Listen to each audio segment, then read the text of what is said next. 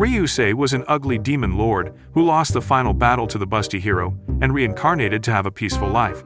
However, everything changes when the hero also reincarnates into the new world to continue the war, but he rizzes her up to finish the rivalry once and for all. The story begins with Ryusei, a certified loser who has lost all purpose in life and spends every day doing absolutely nothing. His peaceful routine of professionally wasting oxygen is interrupted when his younger sister tells him he has a visitor.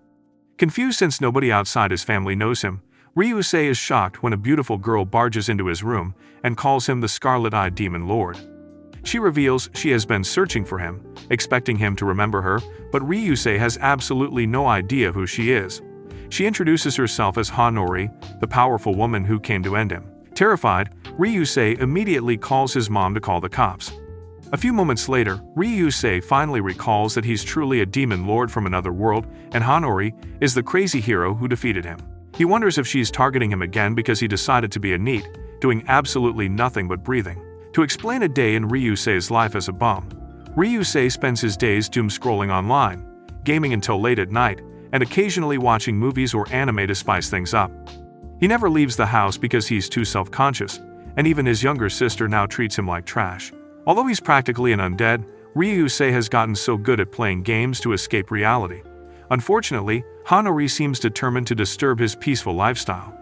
She assures him she means no harm, but warns that her kindness doesn't apply to the Demon Lord. She reveals she sensed his mana and tracked it down, never expecting to find the legendary Demon Lord living as a complete shut-in.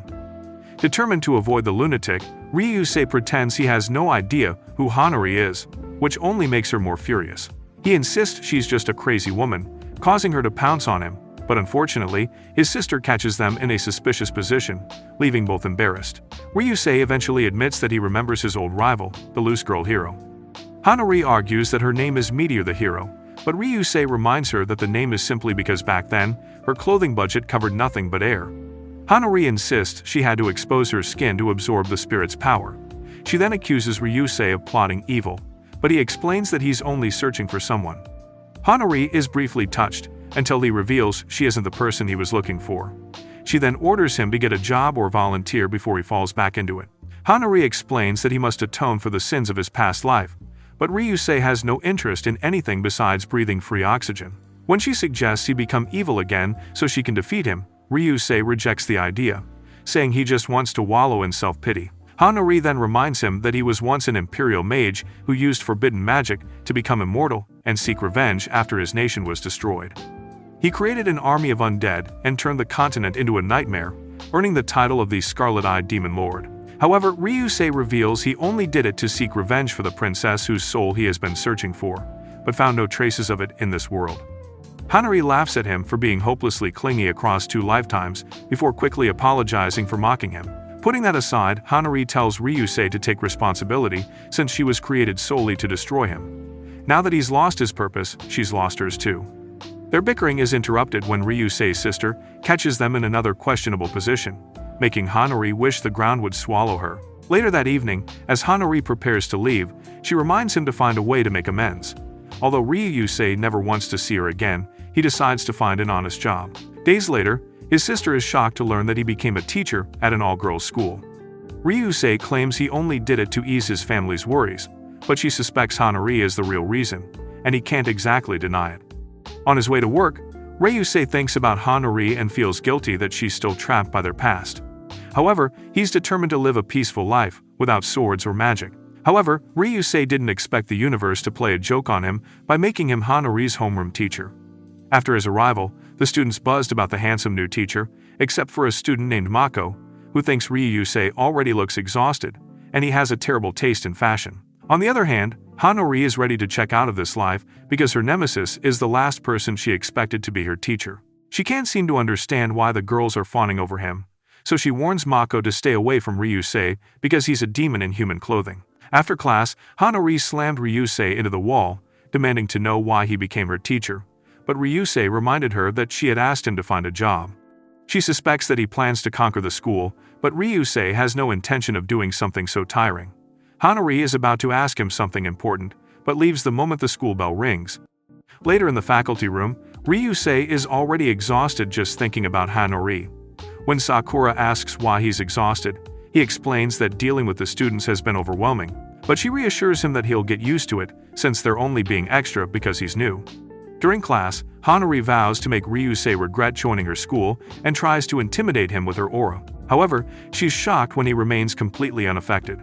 Watching from the side, Mako concludes that Hanori is obviously interested in the new teacher. After class, the class president, Matsurika, checks on the exhausted Hanori. Mako feels it's because of the new teacher, but Hanori quickly denies it. Mako then asks Matsurika what she thinks about Ryusei, but Matsurika instantly checks out because she has daddy issues. Shortly after, Mako then accuses Hanori of staring at Ryusei with lewd intentions, causing her to nearly choke while desperately denying it. Later that day, she corners Ryusei again just to warn him to pretend he doesn't know her. Unfortunately, Sakura sees them and misunderstands the situation, but she promises to keep it a secret, leaving Hanori embarrassed. However, Mako and even Matsurika witness the whole thing. Back in class, Ryusei tries to keep his cool while dealing with the lunatic hero on his heels. He tries to naturally ask her a question, but Hanori is so engrossed staring at him that she doesn't respond. After class, he drags her to their usual spot to scold her for ignoring him. Hanori apologizes as she explains that she only knows how to be hostile towards evil. Ryusei realizes she's right because this school can't exactly help a cocky hero grow. When Hanori challenges him to a fight, Ryusei realizes she's just pent up after a century of missing the battlefield, so he suggests a study competition.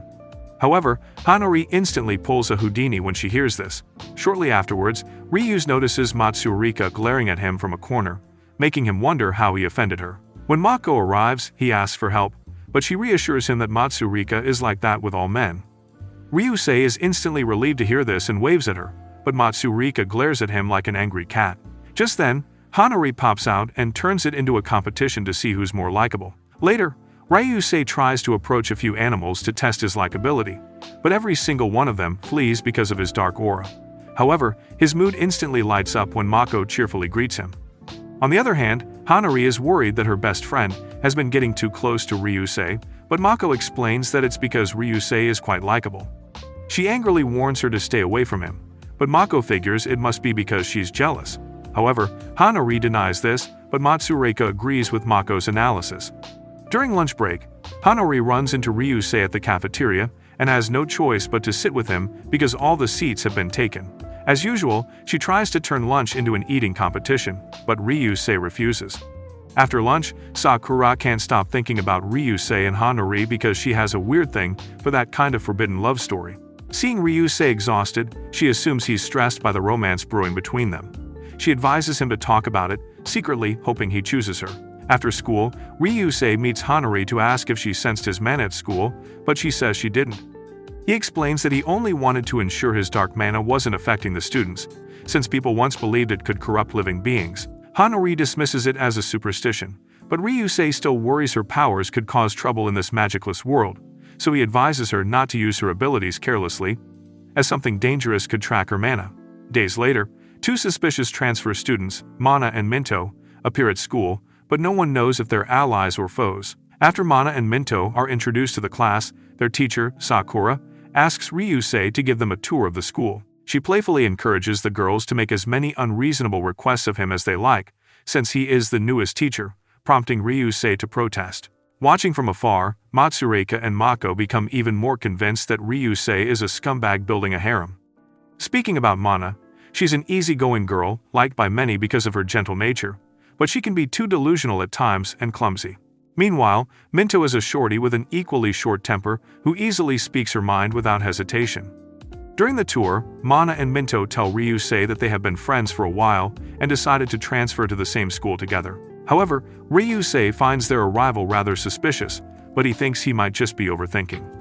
As the tour continues, Ryusei praises the school, but Minto dismisses the all-girls school as a breeding ground for drama. After showing them the campus, Ryusei and the girls run into Hanori, pretending to be minding her business. Ryusei suspects she also has reservations about the new transfers. Suddenly, Mana stops and claims she can smell a magical scent, revealing that she possesses a mysterious ability to sense hidden sweetness, such as secrets between people. But her cryptic remark leaves Ryusei and Hanori unsettled, so later, they meet in an abandoned classroom to discuss it. Hanori fears Mana has uncovered their true identities, while Ryusei suspects she sensed Hanari's deflection spell in the cafeteria. However, Hanari believes their identities were exposed because the hero and demon lord's mana resonated when they were near each other. To uncover the truth, Ryusei and Hanari decide to lure Mana and Minto to the abandoned classroom. Ryusei hides inside a storage cabinet, but Hanari unexpectedly squeezes in, only to realize she desperately needs the bathroom. Ryusei panics and begs her not to relieve herself there, making Hanari joke that a hero's golden shower might be fatal to a demon lord. But Ryusei admits he simply wants to protect her dignity, causing Hanari to rush out, only to find Mana and Minto waiting outside. After the embarrassing moment, Hanari questions the suspicious transfers about their identity. Unexpectedly, Mana dramatically declares they are the rom-com police, and their mission is to force Ryusei and Hanari to break up. Hanari immediately denies they are a couple, while the indifferent Minto complains that she only wants Mana and Hanari to share some of their big oranges because she's flat-chested. The following morning, Minto is dragged to the school gate to exchange morning greetings, which she finds annoying. She's even more irritated when Hanari arrives and instantly becomes the center of attention. Ryusei tells her that Hanari is quite popular, and everyone usually goes to her to fix their problems. This convinces Minto that Hanari must be some kind of hero from a novel. Later on, Ryusei runs into Hanari delivering some boxes and offers to help her. On the way, he asks her what it was like when she was a hero. Hanari is so excited for this question, as she begins to narrate how she got dragged into a battle by a princess, trying to save her Prince Charming from a dark god. During the battle, Hanari did everything to help the princess awaken as a hero and even defeated the dark forces targeting her, after which she broke the spell affecting the prince. Unfortunately, at the last moment, the prince took a blade for the princess and died. Next, Hanari narrates how she got dragged into another battle between a religious order and an evil cult trying to revive an evil dragon. During this battle, Hanari defeated 6 evil dragons and 12 divine generals, earning the title of savior. She was about to drag the cult down when it was discovered that the founder of the religious order was actually the one behind the evil cult. The saint who hired Hanari for the mission loved the founder like a father, so she fell into his trap and he tried to use her body to revive the evil dragon. Hanari is devastated as she realizes that her life as a hero might have been all a fluke because, thinking back now, nothing ever worked out as she expected. This convinces her that she was nothing more than a side character helping the main characters shine. To comfort Hanari, Ryusei tells her to think back to the fun parts of her journey as a hero. Thinking back to her former life, Hanari can only remember that fighting Ryusei when he was the Demon Lord was the only fun thing she ever did, leaving her embarrassed. Even so, Hanari laments that her life as a hero was truly pathetic because everyone was just using her.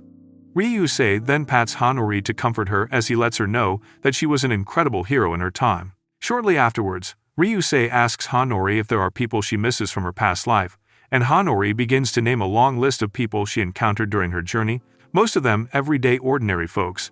Ryusei also asks her several questions about being a hero and her regrets. According to Hanari, she regretted not being able to save everyone, and she also reveals that the people closest to her were those who always believed in her. A few hours after their emotional moment, Hanari barges into the classroom crying and complains to Ryusei that she was kicked out of the hero's party. She then explains that she ran into Mana, Minto, Matsurika, and Mako planning to go ghost hunting after school. Apparently, a park went viral online for being haunted by ghosts, so the girls wanted to check it out. Hanari offered to go with them, but they told her that it was a 4-man party. Ryusei says he has also heard about the haunted park, while Hanari suspects it might be a monster connected to their previous world. However, she wonders why they haven't heard anything about strange monsters on the news if it's truly something from their world. After briefly considering it for a moment, Hanari figures there may be some kind of secret organization controlling the news. She then suggests they also check out the park themselves, but Ryusei would rather not, since he's afraid of ghosts. Later that evening, Mako and the girls excitedly head to the park, eager to discover what kind of monster awaits them. Matsurika wishes Hanari had joined them, but Mako confidently says Hanari and Ryusei are already on their way, prompting the others to suspect she's a rom-com matchmaker. As the park grows eerier, the frightened girls cling to one another, turning a horror scenario into an accidental Yuri moment. Meanwhile, back at school, Sakura's rom-com radar convinces her that a new romance is about to bloom. Meanwhile, on their way to the park, Ryusei and Hanari speculate about what type of monster to expect. Hanari expects something like goblins, while Ryusei worries that monsters from their former world might be hard to handle here. However, Hanori boasts she could easily defeat a few goblins and playfully mocks Ryusei for losing his stamina after becoming a bum. Ryusei admits Hanori is right, since he's now nothing more than an ordinary human. Meanwhile, Mako and the others are disappointed after searching the entire park without finding anything unusual. Mana then asks if Ryusei and Hanori are dating, and Mako and Matsurika confidently insist they are, leaving Mana outraged. Moments later, the girls mistake a distant figure for Hanori, only to discover it is a giant monster. As Mako and Matsurika panic, Mana casts a magic circle to restrain the creature while Minto joins her to simultaneously defeat it. Hidden nearby, Ryusei and Hanori witness the battle, with Hanori excitedly providing commentary, unaware that the girls can hear every word. Soon after, Mana and Minto's cleanup crew arrives, leaving Hanori questioning their true identities. First, Mana reassures them that they sent Matsurika and Mako home after wiping their memory with magic. They then explain that the monster from earlier is an eater from another planet that consumes humans. Mana then reveals that they're from a secret organization called Oz that consists of mages who deal with abnormal situations. She also asks Ryusei to work with them as a collaborator because his position as a teacher will be very useful to them. Ryusei wonders why they chose him, but Mana tells him that it's just a gut feeling. And just like that, the hero and Demonlord joined a new party due to a gut feeling. Shortly after the brief meeting, Hanori and Ryusei are frustrated that they accomplished nothing but watching from the sidelines. Realizing they're no longer this world's main characters, Hanori decides to just waft through life without any purpose. She then asks Ryusei how much of his previous powers he has left, and Ryusei reveals that he has lost most of his demon powers, especially the powerful spells.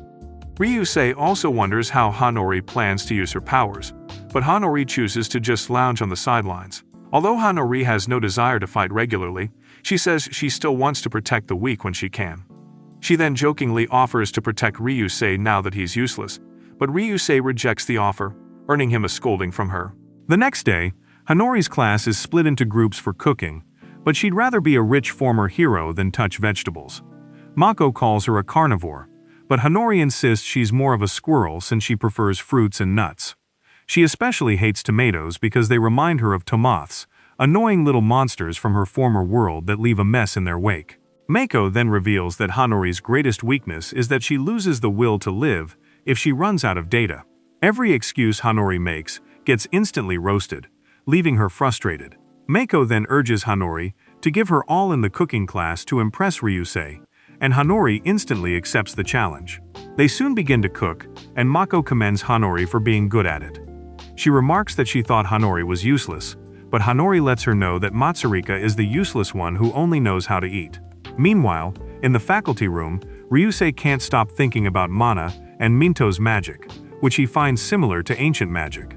He's still deep in thought when Hanori's voice snaps him back to reality. She hands him the lunch they made, asking him to give her feedback after tasting it. Shortly afterwards, the duo heads to the rooftop to eat, and Ryusei commends Hanori for the delicious food. As they eat, Hanori asks Ryusei what type of foods he hates. Ryusei says he hates green peppers because they remind him of hell peppers, which are annoying little monsters that attack in groups. Hanori then asks what he ate back when he was the Demonlord, and Ryusei reveals that he eats miasma. Hanori then tells him that as a hero she used to eat stale tough bread. Shortly after lunch, Hanori returns to give the girls Ryusei's feedback about their food. Later on, Hanori approaches Ryusei in high spirits, making him suspect she's up to no good. Ryusei is left stunned when she suddenly announces that there's a dungeon in this world. After school, the duo heads to the so-called dungeon, which is just an abandoned subway station. Hanori is excited about what they might encounter, but Ryusei warns her to stay alert, as they might run into an eater. However, after hours of searching, they find nothing, and even lose their way, leaving Hanori frustrated and regretful. They then decide to rest, and while making small talk, Ryusei wishes they had come with allies like Mana and Minto in case they run into a monster. At this point, Hanori is already bored out of her mind and plops to the ground with no care in the world. A few moments later, they continue searching for the exit while discussing the battle they witnessed the previous day. Hanori's delusional mind soon begins to spin imaginary scenarios that she's on a dungeon date with Ryusei. Seeing how panicked she looks, Ryusei suspects she must be overthinking again. A few minutes into the trek, Hanori suddenly gets melancholic and begins to question her very existence. Ryusei tells her that it's just teenage hormones, but Hanori insists it's much deeper than that. Before she can snap at him, Ryusei suddenly starts comforting her, praising her for being the coolest person in the world. Flustered by his words, Hanori's worries instantly melt away, making her yell at Ryusei for stirring up her emotions. Ryusei suddenly senses something and turns around while Hanori is still busy screaming. He then calls her attention to it, and she opens her eyes only to come face to face with a giant monster. Hanori immediately begins to panic while trying to convince herself that everything will be fine. Meanwhile, somewhere in the Oz Calamity Forecast Center, the mages have already located the giant monster, which is considered a Category 3 monster. The operator orders all mages to head to the subway station and set up a barrier at each exit to keep the monster contained. A calamity forecaster named Dorothy fears that Mana and Minto might not be able to handle the situation alone because Category 3 monsters are powerful. She then orders the operator to send in at least 5 more mages there, but from the monitor, they notice that 2 unknown figures are already fighting the monster, and they seem to be more powerful than it. At the same time, Ryusei and Hanori are getting thrashed by the monster. Infuriated, Hanori decides to get serious when she tries to take down the monster with a small rock, but the monster looks more offended than injured. Still, it is enough to enrage the monster, and as it chases after them, Hanori frantically begs Ryusei to do something. Ryusei then unleashes a dark flame on the monster, while Hanori fawns over him.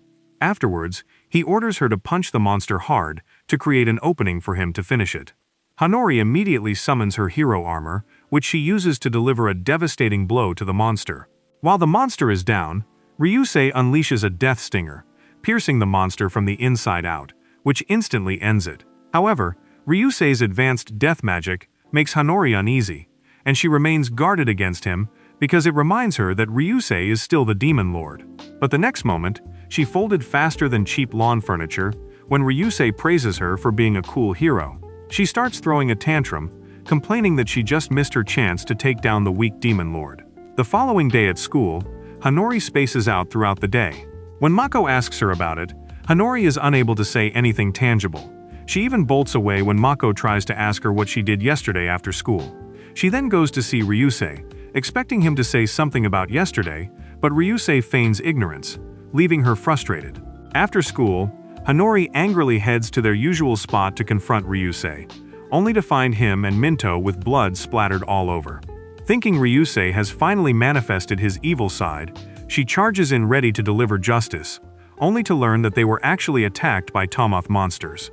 As Hanori is helping Minto clean up, a shrill scream suddenly echoes nearby. Minto decides to check it out, while the others evacuate the school. Before she leaves, Ryusei tries to give her the X-Racket Burr, but Minto hits him with Premium U before fleeing.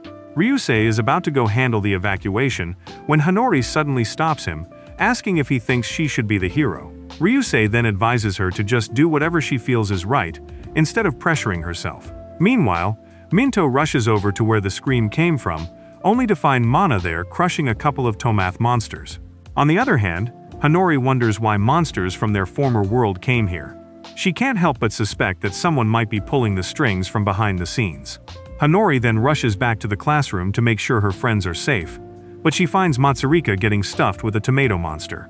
Soon afterward, they finish taking down the monsters, and Hanori tells Ryusei that she's going to clean up.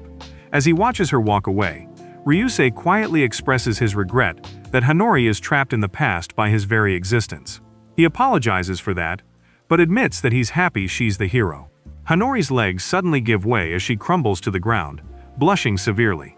It turns out she heard everything he said from that distance, thanks to her super hearing. Outside the school, Hanori runs into Minto, who commends her for her bravery. Hanori proudly lets her know that she's actually a hero, but Minto refuses to buy into her fantasy delusions. Minto then reveals that Oz has been investigating the recent monster breakout, and they found out that it is related to a returning hero, called a Returner, who opened the gate to another world. Hanori is excited to hear this as she says it sounds pretty cool. Back at Oz headquarters, a mage named Ren finds Dorothy looking completely worn out. Curious, he asks what's draining her, and Dorothy reveals she's buried in paperwork over a reincarnated hero case. She also complains that her workload has doubled thanks to the organization's brilliant decision to send 2 completely unhinged witches to an all-girls school. The next day, a popular student named Ayame suddenly hugs Ryusei from behind, shocking Hanori and the other girls. While they gossip about his growing popularity, Ayame begs Ryusei for private lessons, but he refuses. Ryusei is terrified when Hanori and Mana suddenly walk past, glaring at him like a hungry titan. Later, Mako reveals Ayame used to be a gloomy loner before mysteriously becoming popular overnight. Meanwhile, Ayame drags Ryusei to an abandoned classroom for some premium plot development. At the same time, Hanori grows suspicious of Ayame's perfect facade. In the abandoned classroom, Ayame pins Ryusei against a wall and shamelessly flirts with him. After taking his hand, she activates her charming eyes in an attempt to bewitch him. Meanwhile, Honari recalls Minto's warning about returners. Apparently, they're people summoned to another world who gain abilities before returning to Earth with those same cheat skills. According to Minto, a returner's personality can change overnight. Ayame's sudden transformation fits the description perfectly, leading Honari to suspect she's a returner, which makes her realize Ryusei could be in danger. But her worries are unnecessary, because Ryusei is completely unaffected by Ayame's charm, leaving her stunned when he calmly identifies her cheat ability as charm. Ryusei confidently tells Ayame that her charm won't work on him. When she denies it, he reveals she only targeted him because her appraisal skill mistook him for an easy victim. Shocked that he knows she's a returner, Ayame rechecks his stats and confirms he's an ordinary commoner, leading her to suspect he's working for the witches that recently joined the school. Ryusei is relieved that he took countermeasures against appraisal, so there's no way his identity can be uncovered. As Ayame's expression suddenly darkens, Ryusei asks her what she wants, and Ayame claims she only wants to return to the world where she was a hero, because she has a duty to slay the Demonlord. Ryusei is offended to hear this, because he's also a Demonlord. Ayame reveals she plans to kill Ryusei, the fake hero Honari, and the school's 2 mages. Hearing this, Ryusei realizes Honari is her true target. She explains that eliminating powerful people grants massive EXP, which she needs to cast the magic that will return her to her old world. She also reveals that she intends to erase the classmates who bullied her. When Ryusei asks if she's enjoying playing God, she proudly tells him that it's the greatest feeling ever before, unleashing a deadly lightning spell to show him her power. Moments later, Minto senses the mana surge and rushes over, only to find Ayame dead, along with Ryusei, Hanori, and Mana, looking incredibly guilty. The trio denies the accusation, but from her observation, Minto concludes that any of them could be the suspect. Ryusei then recounts that Ayame was about to attack him when Hanori burst into the room with a knife. In the commotion, Hanori tripped and almost ended Ryusei, and in the process her knee landed a critical hit on Ayame. Afterwards, Minto also burst into the room, ready to attack with magic, but ended up shocking Ayame several times over, purely by mistake. Back in the present, Minto assures everyone that OZ will step in to take care of everything. Just then, Ryusei notices that Mana is shaken after the whole scenario and figures it must be the first time she fought a human. To comfort her, he thanks her for saving his life, which immediately lifts her mood. But Ryusei is startled to see Hanori glaring at him like she did when he was talking to Ayame. Later, while watching the ambulance driving away with Ayame's body, Ryusei and Hanori discuss why she found that other world so appealing. Ryusei feels it's probably because she suddenly obtained power beyond human comprehension. Hanori wonders if they should have just shipped her back to the world, but Ryusei disagrees. Ryusei explains that Ayame had to be stopped because, after tasting blood here, she would have only caused more chaos. The next day, Honari buys Ryusei a new tie to replace the one ruined during the incident, but struggles to find the right moment to give it to him without sending the wrong message. Encouraged by her friends, she finally hands it over to him after school. In return, Ryusei gives her a ring, sending Honari into full panic until he explains it contains a weapon to replace her holy sword. After thanking him, Hanori tries to summon the weapon, but nothing happens until Ryusei points out she's calling the wrong name. Even after everything is cleared up, Hanori spends the rest of the day blushing over the ring. A few days later, Ryusei is horrified when Sakura summons him and Hanori for couples therapy. Despite repeatedly insisting they're not dating, their constant bickering only convinces Sakura otherwise. She explains that multiple complaints have been filed about their suspicious behavior, and as their teacher, it's her duty to investigate. As she lists all the moments witnesses reported, they realize it really does sound like a couple's behavior, though they continue denying everything. Outside, Mana, the self-proclaimed anti-rom-com police, fumes over the rumor of Ryusei dating Hanori. Sakura then asks Hanori and Ryusei how they feel about each other, but they both end up bickering again while Sakura scribbles her observation vigorously. She also asks if they knew each other before, and as soon as they reveal that they're from the same hometown, Sakura almost explodes because it sounds like her favorite childhood sweetheart romance trope. Sakura then asks why they're always at each other's throats. Ryusei explains it's because he did something in the past that affected Hanori's family. However, Hanori suddenly supports him, saying whatever he did was for the benefit of their hometown. She explains that she misunderstood him at first, but only came to realize it later. Deep down, Hanori admits that as the Demonlord, Ryusei helped wipe the corrupt empire. But a new war broke out just because everyone feared his power. Meanwhile, outside the office, Mako and Matsurika are seen worrying about Hanori and Ryusei. Certain that Ryusei and Hanori are dating, they both worry that Ryusei might be fired from his job. Inside the office, Sakura finally comes to the conclusion that things between Hanori and Ryusei are a bit complicated, especially because Ryusei feels guilty towards Hanori and she has conflicted feelings for him. Nevertheless, she warns them to avoid fueling rumors, only for the pair to immediately start acting suspiciously close again. After the therapy session, Hanori tells Ryusei that she hasn't forgiven him yet for the part he played in the war. Ryusei tells her not to forgive him because he also used her. He explains that after wiping out the empire, he couldn't find any purpose in life and could only wait for death. Unfortunately, only the hero can end him, so he waited patiently for her, just so that he could be free. Hanori then asks how he felt when she came to his home. Ryusei considers this for a moment, before replying that it was quite annoying. His response annoys him for a moment, before she happily tells him that she's happy with their peaceful lives right now. Shortly after, Hanori's friends pull her away, while Ryusei quietly watches her. After thinking about the time he spent with Hanori so far, Ryusei concludes that this kind of daily life isn't so bad indeed.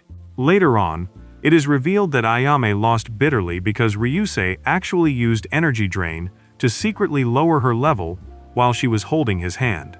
A few days later, Ryusei returns home from school exhausted because dealing with girls all day is a bit much for a former shut-in. He recalls that, before becoming a Demonlord, he was a magic nerd who only began interacting with people after becoming an Imperial mage, yet socializing always left him drained. Ryusei admits his happiest days were as a Demonlord, when he didn't have to deal with humans. His sister later asks why he became a shut-in, and is shocked to learn that it was because of a heartbreak. She assumes he has fallen in love again, but Ryusei denies it.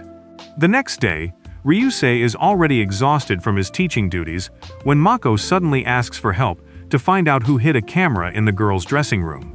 He urges her to report it, but Mako refuses to make a big deal out of it. Ryusei agrees to help, but promises to involve the school if necessary. In the dressing room, Mako explains that she found the camera recording at the top of the lockers, and gives Ryusei a list of those whose lockers appeared in the footage, and those who didn't. Realizing she suspects her friends, Ryusei decides to investigate without causing a stir. Mako thanks him for this, though Ryusei wishes he could simply solve everything with magic. Later, he runs into Minto and asks about the returner incident. Minto reveals that Takanashi opened more dimensional gates, creating new problems. She also tells him that some groups are already targeting the other world's resources. Ryusei then asks about a spell to identify an object's owner, but Minto says no such spell exists. Shortly after, Ryusei runs into Matsurika, grieving over her damaged plant beds. He tries to comfort her, but Matsurika almost bites his head off. Ryusei later runs into Hanori seriously searching for something, but when he asks her about it, she immediately denies it. He then tells her about the secret camera situation, and Hanori reveals that she actually saw one of the track club girls searching for something. She tells Ryusei that the girl's name is Nishina from another class. Ryusei then rushes to see Nishina, who tells him that she set up the camera to catch a thief because she lost her necklace. Nishina then apologizes for causing a misunderstanding, while Ryusei promises to help her find the necklace. Later on, He finally finds the necklace and informs the girls that a crow was the culprit. He explains that it flew in through the open window and also destroyed Matsurika's plant bed. Nishina then apologizes to Mako, and the two girls finally kiss and make up. After school, a random dude is seen from a distance running surveillance on the school because of Mana and Minto. Apparently, his name is Richard, an agent from WAND, an organization that wants to get Oz out of the way just to steal all the resources from the multiple dimensional gates. Suddenly, a projectile knocks Richard out cold, and it turns out to be Ryusei, who used a combination of spells to knock him out mentally, and the effect is set to last for 2 weeks. Ryusei isn't surprised that the enemy showed up because Minto already warned him about it. Later, he goes to return Hanori's ring to her, which she has been searching for. It turns out he also found the ring in the crow's nest. Shortly after class, Mako asks Hanori if she's a rich girl, and Hanori wastes no time in boasting about her riches. However, Mako lets her know that she doesn't have the rich girl vibe, which offends Hanori. Later, Mako reminds her that they need to get a birthday present for Ryusei soon. She suggests Hanori use her rich girl instinct to pick something elegant. Hanori immediately suggests giving him a fountain pen, but unfortunately, it ends up being too expensive for the two broke girls to afford. They then ask for Matsurika's opinion, and she suggests getting sweets. Mako and Hanori agree it is a genius idea. Just then, Mako reminds them that Valentine's is approaching, and she suggests Hanori make chocolate for Ryusei. However, Hanori denies having that kind of relationship with him. Meanwhile, Minto informs Mana that Hanori and the others are talking about Valentine's Day. She wonders if those dumb beaches ever talk about anything other than romance. Mana, the anti-boy-girl rom-com police, immediately decides to join them, wishing they could switch the conversation to a girl's love scenario. In the staff room, Sakura asks Ryusei what he was like in school, hoping he was a heartthrob. Unfortunately, Ryusei reveals he was only a loser who only ever received chocolate from his mother and sister. Meanwhile, as the girls continue to discuss present ideas, Mako and Matsurika suggest Hanori present herself to Ryusei or in some very suggestive manner. They then decide to stuff themselves with snacks while talking, only to end up completely passed out during the final class. After school, Hanori convinces Ryusei to accompany her on patrol, even though he would rather spend his day off indoors. The following day, Hanori dresses up for their meeting, but Ryusei shows up looking like a total bum. He commends Hanori for dressing up, but she gets a little annoyed when he points out that there's no need for all that, just in case they need to fight. The duo then start their patrol, while Hanori bombards Ryusei with a million questions about the dimensional gate. She wonders where they're supposed to find one now, but Ryusei suggests enjoying themselves until one pops up. Hanori is completely shocked to hear this, because it basically sounds like a date. They soon start panicking when they see Sakura nearby. To avoid being lectured, Hanori drags Ryusei into a crowded shopping mall. Ryusei decides to start browsing the shops, but Hanori panics as the outing begins to feel like a date. At this point, she'd genuinely rather fight a bear than spend another minute on a date with a man. Later on, the duo settles in a dessert shop to enjoy some sweets before continuing their stroll. Ryusei apologizes to Hanori for dressing like a bum, and Hanori is happy to hear this. She figures that being next to a beauty like her must have made him feel ashamed of his looks. However, she still praises him for having nicer hairstyles than when he first started teaching. But Ryusei feels like he looks worse because of the stress. They then make small talk and bum about not being as useful as the mages from Oz. Afterwards, they decide to leave since their monster mission was a bust. Ryusei is about to suggest another event when Hanori panics that this might turn into a date.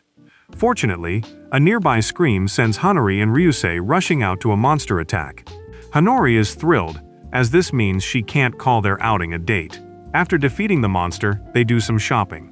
Hanori tries to give Ryusei a chocolate stick for an energy boost, but the bags force her to nearly feed it to him mouth to mouth, leaving her mortified. Even the professional couple buster Jay, a creep who punishes couples flirting in public, can tell these two have absolutely no game. Thanks for watching till the end. Don't forget to stay tuned for future episodes, and make sure to drop your favorite character in the comments section if you're hyped for the next episode.